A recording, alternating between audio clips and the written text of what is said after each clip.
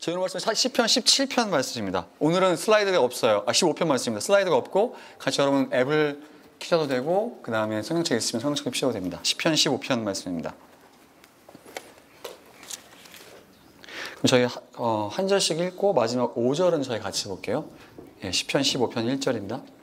여호와여 주의 장막에 머무를 자 누구 오며 주의 성산에 사는 자 누구 오니까.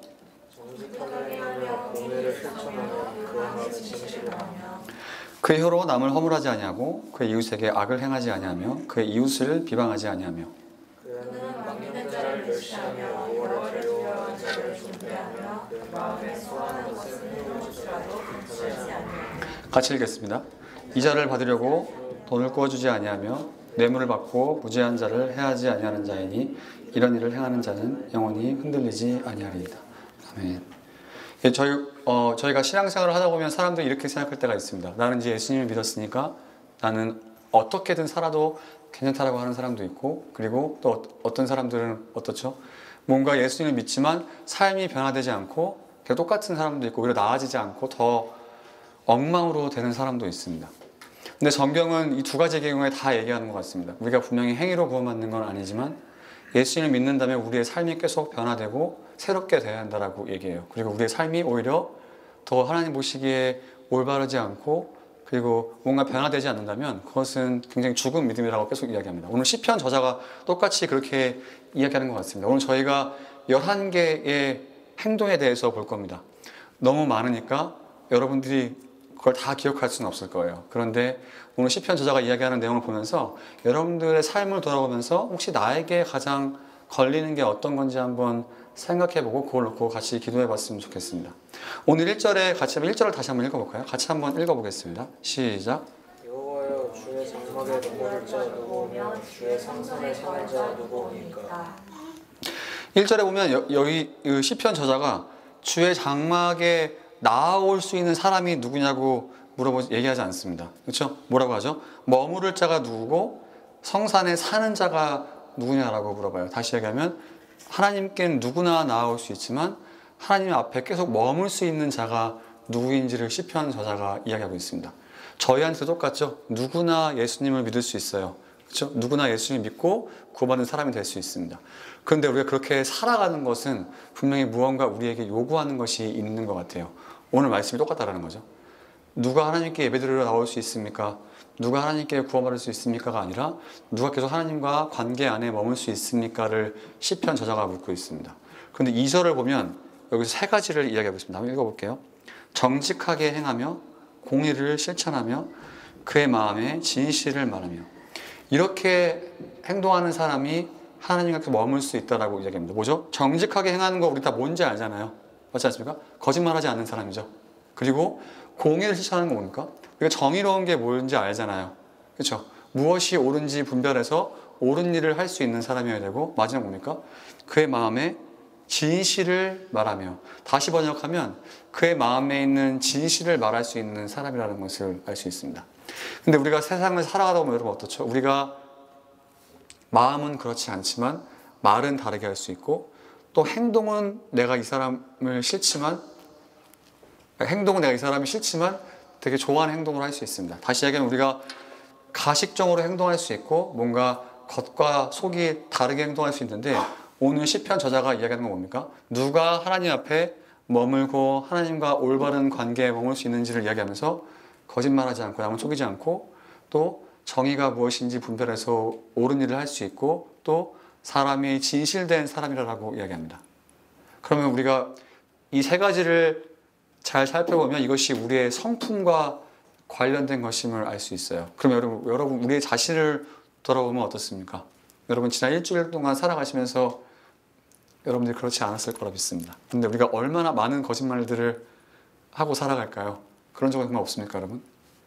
또 우리가 분명히 하나님 보시기에 선과 악을 분별할 줄 알고 어떤 게 옳고 어떤 게 옳지 않은지 알지만, 여러분 그 가운데 우리가 옳은 일을 택한 경우와 또 옳지 않은 택한 경우는 여러분 기억나세요? 어떠십니까? 또 어때요? 마음에 분명히 진실을 이루면서 내 마음에 나오는 말과 행동은 내 속과 과연 같았는지 한번 생각해 보자라는 거죠.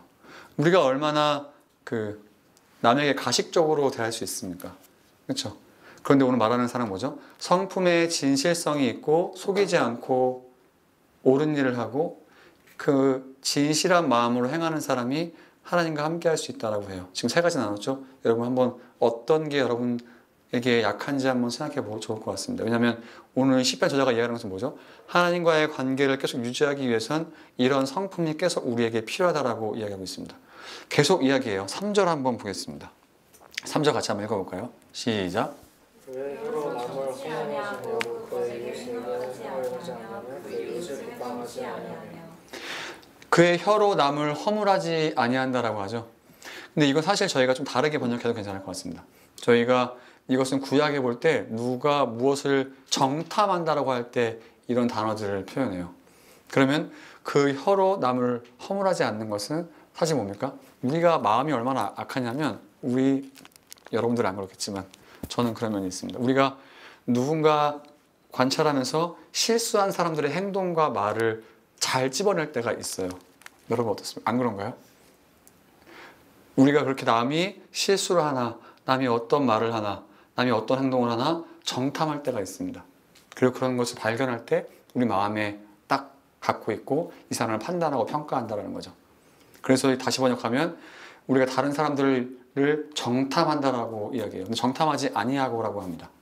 그럼 뭐예요? 우리가 다른 사람들의 말과 행동을 어떻게 우리 남들을 평가하고 판단하는지 또 내가 그런 심판자의 자리에서 다른 사람들의 말과 행동을 염탐하고 있는 위치에 있지 않은지 생각을 해봐야 됩니다. 왜냐하면 그렇게 남을 허물하지 않는 사람이 하나님과 함께 머문다라고 이야기해요. 그러면서 그 이웃에게 또 악을 행하지 않는다라고 합니다. 여러분 직장생활 하면서 어떻습니까? 학교생활 하면서 또 어때요? 여러분 우리가 모든 사람이 우리에게 나이스하지 않잖아요. 또 모든 사람이 우리만큼 성실하거나 착하지 않지 않습니까? 여러분 직장에서 학교에서 여러분들에게 해를 끼치고 여러분들을 속이고 여러분들을 이용해 먹으려고 하는 사람을 어떻게 대해주고 있습니까? 누군가 나를 싫어하거나 잘못하면 똑같이 갚아줘야 되는 게 세상 원리 아닙니까? 맞나요? 그렇죠? 그런데 오늘 뭐라고 하죠? 이웃에게 악을 행하지 않는다라고 하면 우리가 우리 삶의 터전에서 우리에게 다가오는 악에 대해서 어떻게 반응할지를 한번 생각해 보았으면 좋겠습니다. 오늘 시편 저자는 뭐라고 하죠? 이렇게 악을 행하지 않는 사람이 하나님께 머물 수 있고 하나님과 함께 할 수 있다라고 하고 너무 힘들죠? 누가 우리에게 악한 말 하면 똑같이 악한 말로 갚아줘야 될 것 같잖아요. 그런데 오늘은 그렇게 악을 행하지 않고 마지막 3절 마지막은 뭐죠? 그 이웃을 비방하지 않는다라고 하죠. 이것도 똑같은 맥락 아닙니까? 누가 우리에게 실수하고 잘못하면 여러분 우리가 그것을 눈 감아주고 참고 넘어가실 수 있습니까? 아니면 어떻게 해야 되죠? 누가 나에게 실수하면 빨리 그거를 내 편에게 이야기하고 이 사람 흉을 보고 이렇게 이 사람의 약점을 드러내야 되지 않습니까? 그런데 오늘 시편 저자가 이야기하는 것은 뭐죠? 그런 실수나 나와 같이 일하는 사람, 동료들을 비방하지 않고 이웃의 결점이나 실수를 책잡지 않고 그냥 참아주고 넘어가는 사람이 하나님과 함께 할 수 있는 사람이라고 이야기해요. 결국 저희가 3절에 있는 것들을 다시 한번 생각해 보면 우리가 말을 어떻게 하는지를 시편 저자가 한번 생각해 보라고 이야기하는 것 같아요. 우리가 남에게 우리에게 어떤 악을 하는지, 어떤 실수나 우리가 어떤 잘못을 하는지 그것들을 우리가 어떻게 프로세스하고 우리 입에서 그 행동에 대해서 어떻게 나오는지를 생각해 보라고 합니다. 여러분 어떻습니까? 여러분 일주일 동안 어땠어요? 여러분 동료들의 실수나 악에 대해서 말로 어떻게 표현했습니까? 다른 사람에게 혹시 그렇게 욕하지는 않았는지 또 그런 악에 대해서 말로 갚아주지 않았는지 다른 사람 실수에 대해 책잡고 말하지 않았는지 한번 생각해 봤으면 좋겠습니다. 4절도 한번 같이 읽어봤으면 좋겠습니다. 같이 한번 읽어볼까요? 시작. 그의 눈은 망령된 자를 멸시하며 여호와를 두려워하는 자들을 존대하며 그의 마음에 서운한 것은 해로울지라도 범하지 아니하며. 무슨 말입니까? 그의 눈은 망령된 자를 멸시하며 망령된다라는 말이 굉장히 어렵죠. 그런데 저희가 이걸 다시 번역해 보면 악한 사람이라고 번역해도 괜찮을 것 같아요. 근데 악한 사람을 옳다하지 않는 사람이라고 이야기한다는 거죠. 근데 여러분 우리가 어떤 경우에 악한 사람을 옳다라고 할까요? 우리 삶의 목표가 굉장히 명확하면 우리가 무언가 얻기 위해서 어떤 행동을 해도 정당화시키기 쉽습니다. 다르게 얘기하면 우리가 세상 살아가다 보면 어떤 사람들이 있어요? 돈이나 이런 것들이 목표가 된 사람들은 돈이 목적이 되기 때문에 어떤 행동을 해도 이 사람들에 대해서 악하다고 이야기하지 않죠.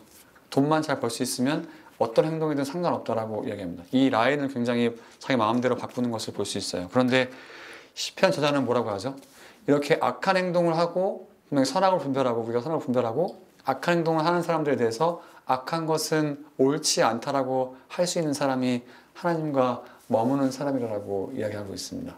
그럼 여러분 일주일의 삶을 한번 돌아보면 어떻습니까? 여러분 직장의 자리에서 삶의 자리에서 내가 이런 사람들의 행동을 보고 이 사람들이 악한데 분명히 말씀의 기준에서 나의 양심의 기준에서 내가 하나님을 따르는 신앙인으로 봤을 때 이 행동이 분명히 악하지만 만약에 악하다고 하지 못했다라고 한다면 왜 그랬을까요? 왜 그렇게 우리가 묵인하고 넘어가야 될까요? 그런 것들을 시편 저자가 생각해 봐야 한다고 이야기합니다. 그리고 무슨 말이죠? 그런 악을 악이라고 할 수 있는 사람이 하나님 보시기에 하나님과 함께 할 수 있는 사람이라고 이야기합니다. 그리고 이어서 이야기하죠. 여호와를 두려워하는 자를 존대하는 사람이라고 이야기합니다. 다시 이야기하면 뭐죠? 하나님을 따르는 사람, 하나님을 사랑하는 사람을 존대할 수 있어야 한다라고 이야기해요. 우리가 세상을 살아가다 보면 어떻습니까, 여러분? 하나님 말씀대로 살아가고 하나님 명령대로 살아가는 것이 세상에서 되게 호구 같고 멍청하고 또 이렇게까지 살아야 될까라고 생각이 들 때가 있습니다. 그리고 그렇게 정말 고지식하게 살아가는 사람들이 우리 주변에 있어요. 그러면서 우리가 어떻게 생각합니까? 나는 저렇게 살지 않아야지라고 생각할 때가 있습니다. 저렇게 신앙대로 살아가는 것은 나에게 손해가 되고 분명히 바보 같은 짓이라고 생각이 될 때가 있는데 뭐라고 합니까? 그런 사람들을 존대하는 것이, 존경하는 것이, 그런 사람들을 사랑하는 것이 하나님과 함께 하실 수 있는 사람이라고 이야기합니다. 다시 얘기하면 계속 세상에서 살아갈 때 우리가 세상 방식대로 살아가는 것이 아니라 어떻게 하면 하나님의 뜻을 분별하고 하나님의 방법대로 살아갈 수 있는지 계속 고민하라고 하는 것 같아요. 그리고 이 4절은 결국 우리가 세상에서 삶에서 어떻게 인간관계를 맺는지를 우리에게 묻는 것 같습니다. 뭐죠? 사람을 보는 기준이, 사람을 평가하는 기준이 세상의 기준이 아니라 하나님의 말씀을 따라 좀 명확하게 구별할 수 있어야 된다고 이야기해요. 왜냐하면 우리가 세상의 법칙을 따르면 악하다고 할 사람이 사실 별로 없습니다. 그리고 세상의 기준대로 살아가다 보면 예수님 말씀대로 살아가는 사람이 더 멍청하고 악한 사람 같아요. 그런데 뭐라고 합니까? 하나님 말씀의 기준, 하나님의 말씀의 기준에서 사람을 평가할 수 있는 사람이 하나님과 함께 할 수 있는 사람이라고 이야기한다면 우리가 누군가를 평가하고 인간관계를 맺는 그 기준이 하나님 보시기에 어떤지 한번 생각해 봤으면 좋겠습니다. 4절 마지막 부분에 또 뭐라고 하죠? 그러면서 그의 마음에 청하는 것은 해로울지라도 변하지 않는다라고 이야기합니다. 무슨 말입니까?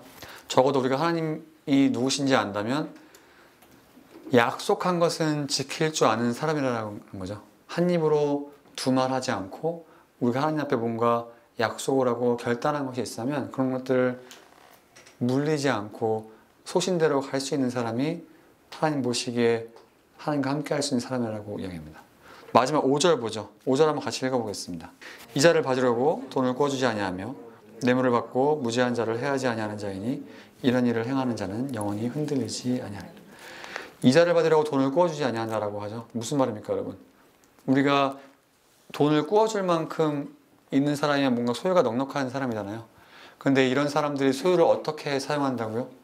소유를 필요한 사람을 위해서 너그럽게 사용할 수 있는 사람이 하나님과 함께 있는 사람이라고 이야기합니다. 굉장히 재밌죠, 여러분? 우리가 하나님께서 어떤 분인지 알고 우리가 채워줄 줄 믿는 사람이라면 그 재물을 사용함에 있어서 굉장히 인색하지 않고 하나님을 신뢰해서 우리가 주변에 있는 어려운 사람들에게 우리의 재물을 인색하게 사용할 필요가 없다고 한다면 우리가 일주일의 삶을 한번 돌아보는 거죠. 여러분 일주일 동안 우리의 재물을 우리가 어떻게 사용했습니까, 여러분? 뭔가 움켜쥐려고 하고 주변에 어려운 사람들이 있음에도 불구하고 내가 오히려 더 이들에게 인색하고 더 내 것만 챙기려고 하는 모습이 있지 않았나 오늘 말씀이 이야기하고 있는 거죠. 이렇게 하지 않는다라고 합니다. 또 뭡니까? 뇌물을 받고 무죄한 자를 해하지 아니하는 자. 어떤 사람입니까, 여러분? 우리가 얼마나 돈을 위해서 거짓말을 하고 싶을 때가 참 많아요, 여러분. 그렇지 않습니까? 내가 조금만 속이면 나에게서 이익이 되고 내가 조금만 거짓말하면 나에게 유익이 될 때 이 시편 저자는 뭐라고 하죠? 돈을 위해서 거짓말하지 않는 사람이 하나님과 함께 할 수 있는 사람이라고 합니다. 다시 이야기하면 저희가 4절 뒷부분부터 이 5절은 무엇을 하는 거죠? 재물을 우리가 어떻게 사용하는지에 대해서 시편 저자가 이야기하고 있습니다. 소유를 사용할 때 충성되게 또 명예롭고 남을 배려할 줄 알면서 사용하는 사람이 하나님과 함께하는 사람이라고 이야기해요. 그럼 여러분, 우리가 일주일 동안 재물을 어떻게 사용했습니까? 굉장히 많죠? 다시 한번 읽어드리겠습니다. 생각해 봤으면 좋겠습니다. 정직하게 행하는 거예요. 거짓말하지 않는 겁니다. 옳은 일을 할 줄 아는 거예요. 그리고 겉과 속이 같게 행동해야 된다고 이야기합니다. 또 뭡니까? 다른 사람을 정탐하고 엿보고 말을 전하지 않는 사람이라고 얘기했습니다. 이웃과 동료, 친구들에게 악을 행하지 않는 사람이라고 얘기했어요. 또 우리가 말로 주변 사람을 비방하는 사람이 아니라고 얘기했습니다. 남의 실수를 책잡아서 이야기하지 않는 사람이라고 했어요. 또 뭡니까? 악한 일 사는 사람을 자기 이익을 위해서 옳지 않다라고 하는 사람이 하나님과 함께 할 수 있다고 했고, 또 하나님 말씀대로 살아가는 사람이 이 사람이 세상의 기준으로 손해보고 멍청하게 보일지라도 이런 사람을 사랑하고 존경하는 사람이라고 얘기했습니다. 또 뭡니까? 한 입으로 두말하지 않고 약속을 지킬 줄 아는 사람이 하나님과 함께 하는 사람이라고 했어요. 또 소유를 필요한 사람을 위해서 넉넉히 사용할 수 있는 사람이라고 했습니다. 또 마지막은 뭡니까? 돈을 위해서 거짓말하지 않는다라고 얘기했습니다. 여러분, 이 많은 것 중에 여러분 마음에 어떤 게 걸리나요? 한번 생각해 봤으면 좋겠습니다. 그러면서 마지막에 뭐라고 하죠? 이런 사람이 영원히 흔들리지 않는다라고 5장 마지막 부분에 얘기하죠. 다시 얘기하면 뭡니까? 이런 사람들이 하나님 앞에 머물 수 있다라고 하고 하나님과 동행할 수 있다라고 한다는 거죠. 정말 많은 이야기 했죠. 여러분들이 기억이 다 안 날 수도 있습니다. 그런데 우리가 한번 이 시간 좀 기도하면서 우리 자신을 생각해 봤으면 좋겠습니다. 지금 얘기하는 게 다 내적인 사실 모습이에요. 우리가 마음이 어떤지, 또 우리 마음의 상태가 다른 사람과 어떻게 연관되는지에 대해서 계속 이야기했습니다. 그러면 우리가 한번 지금 기도하면서 한번 돌아봤으면 좋겠습니다. 하나님, 내 마음, 내가 일주일 삶을 돌아봤는데 내가 이런 부분에서 하나님 마음에 걸리고 이런 부분이 하나님 모습이 기쁘지 않다는 걸 깨달았습니다. 그럼 하나님, 내가 오늘부터 또 한 주간 살아가면서 오늘 시편 저자가 이야기한 것처럼 이런 사람이 하나님과 동행할 수 있다면 내가 적어도 이번 한 주 살아가면서 이런 부분에 좀 하나님 모습이 기쁘게 살아갔으면 좋겠습니다. 같이 좀 묵상으로 기도했으면 좋겠습니다. 같이 좀 기도하겠습니다.